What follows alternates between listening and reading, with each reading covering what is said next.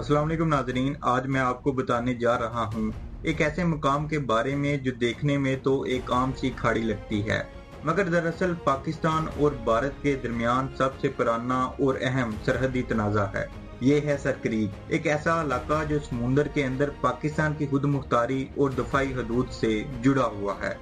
नाजरीन, sir creek दरअसल सिंध के जिला बदीन के जनूब में वाक़ एक समुद्री पानी का रास्ता है जो रन ऑफ कच्छ के इलाके से होता हुआ बहिरा अरब में जाकर खत्म होता है।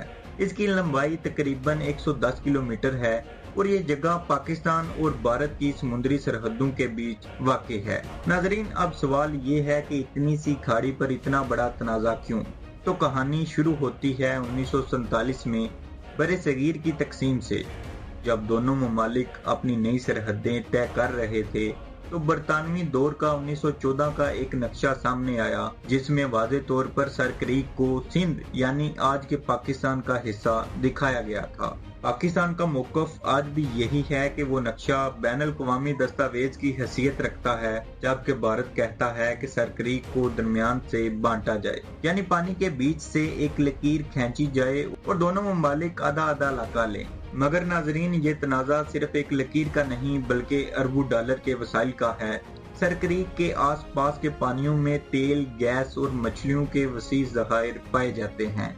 अगर ये इलाका मुकम्मल तौर पर पाकिस्तान के हिस्से में आता है तो हमारी समुद्री इक़्तिसादी हदूद मजीद आगे बढ़ सकती है, जिसका मतलब है ज़्यादा वसाइल, ज़्यादा आमदनी और ज़्यादा दफाई कंट्रोल। दूसरी तरफ भारत भी यही चाहता है कि वो इन समुद्री हदूद पर कब्जा रखे ताकि बहिरा अरब में इसका असर मजीद बढ़ सके। इसलिए सर क्रीक आज भी दोनों ममालिक के दरमियान एक गैर तयशुदा सरहदी इलाका है।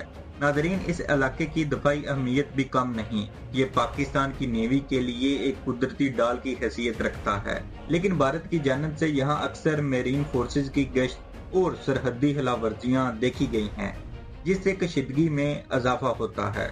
नाजरीन, इस तनाज़े का एक इंसानी पहलू भी है।